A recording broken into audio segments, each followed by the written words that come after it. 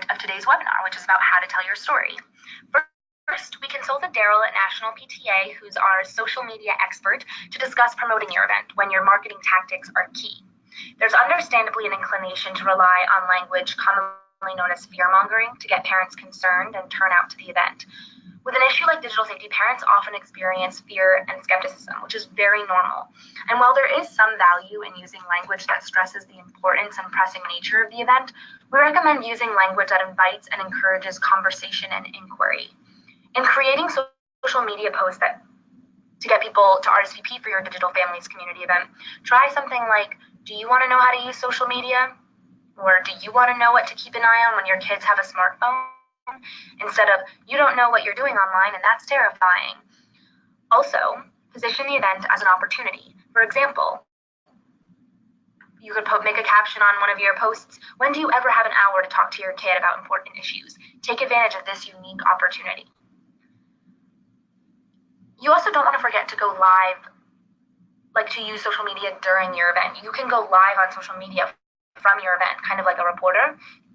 There are instructions on our website in the toolkit on how to go live on Facebook, so those that could not make the event in person can log on virtually and still get a lot of value out of the hard work that your PTA put into putting this event on.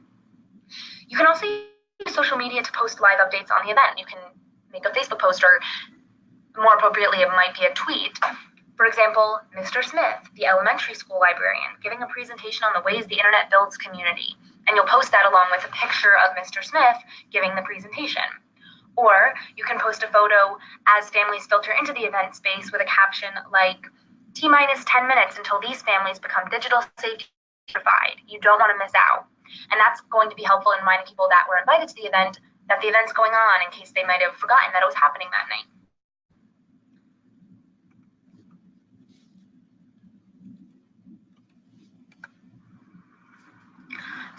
Social media is not just for marketing in the days and weeks leading up to your event. It's a great tool to use after the event. You work incredibly hard as PTA leaders serving the mission of our awesome organization.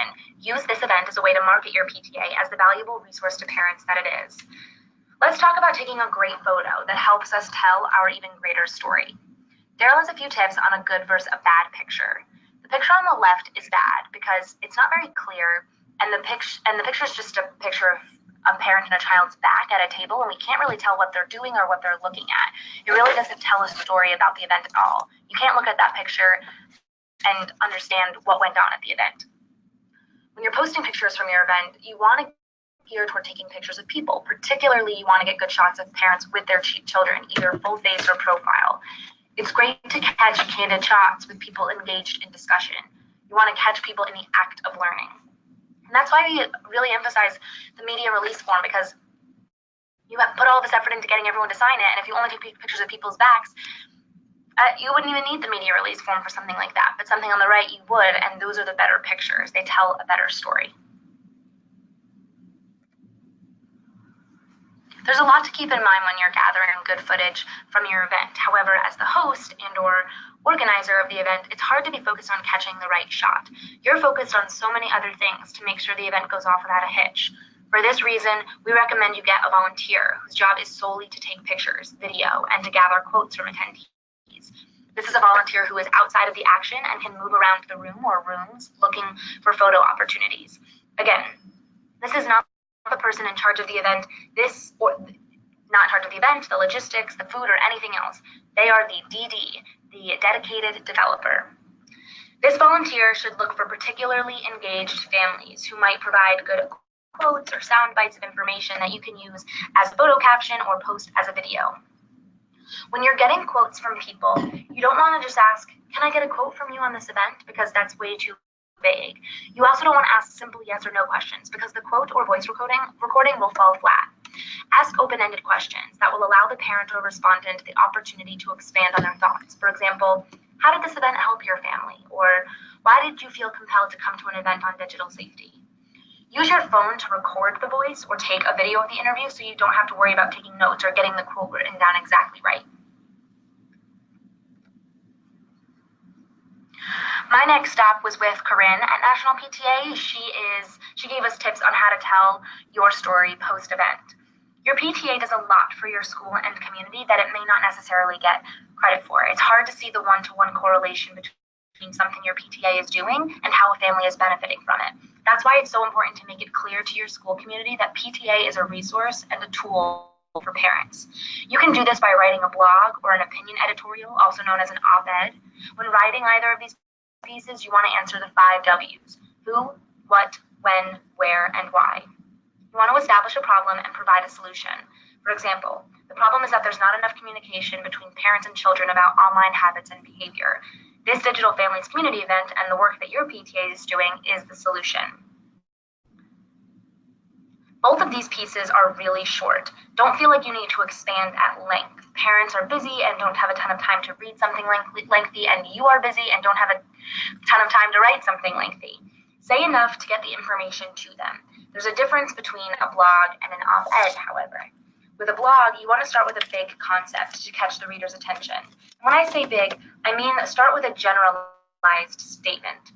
Once you have the reader's attention, go smaller and more specific with your writing so that people can relate to it. It can be very specific to your community or to your age group that you're targeting. An op-ed is different in that you want to start with something personal so that people feel the piece was written for them. This can be a personal struggle that you have identified with as a parent in a digital age, because a lot of parents in your community specifically will be able to relate to it.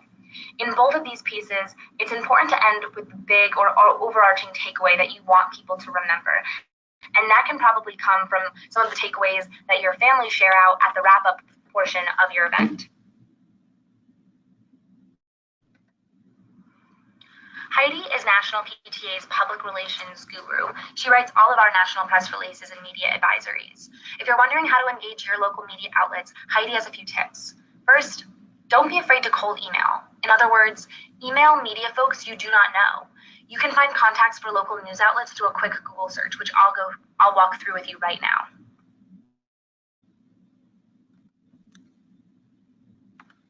In Alexandria, Virginia. So I went to a local Alexandria, Virginia news website, which you can Google. If you're from Fargo, North Dakota, you can Google Fargo, North Dakota news outlets, but you might be aware of one that you subscribe to in your community and you can search for it that way. But I'm just going to this one for an example. So I would just scroll down. There are a few ways to submit your event or your collaboration with National PTA.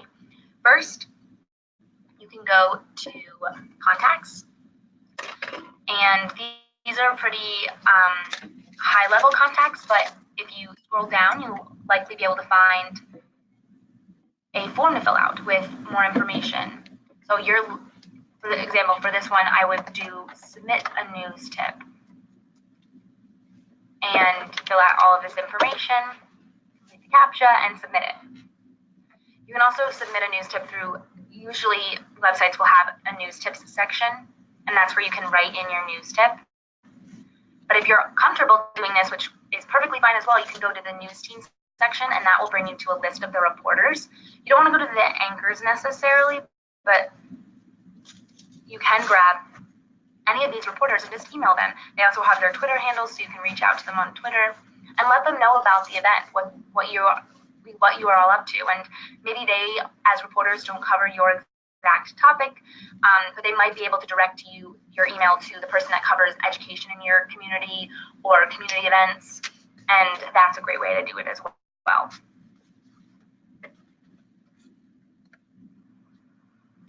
You would reach out to local media before the event to encourage them to come and possibly write a story for your local paper. You can also reach out after the fact to write an opinion piece, as we talked about earlier. In both of these types of outreach, a major point to make is why PTA. You must act as the PTA cheerleader and advocate for why local media outlets should not only care about the event, but care about why PTA is the best platform to deliver this information. Just think about the PTA message being shared across the country because of the events you all are hosting in your communities. It's also important to differentiate between the press release and the media advisory, as was mentioned earlier. The press release can be used to announce that your PTA was awarded a grant. This tool is a way to raise awareness and try to generate a feature story on your PTA being awarded a grant and the work that your PTA is doing in general. The media advisory can be used to provide information to the media to persuade them to cover your event. So you can submit, we have the media advisory template and press release template both on our toolkit website, but you can use that media advisory language to submit the news tip that I just walked you through. We encourage you to customize and send both of those pieces to all the media outlets in your area. If your local media does not attend your event, we encourage you to send photographs to them following the event. Include captions that describe what's happening in the photos and identify those pictured. Be sure your photos show action and activity instead of people simply smiling and shaking hands, unless the handshaking is because there's a prominent figure in the picture.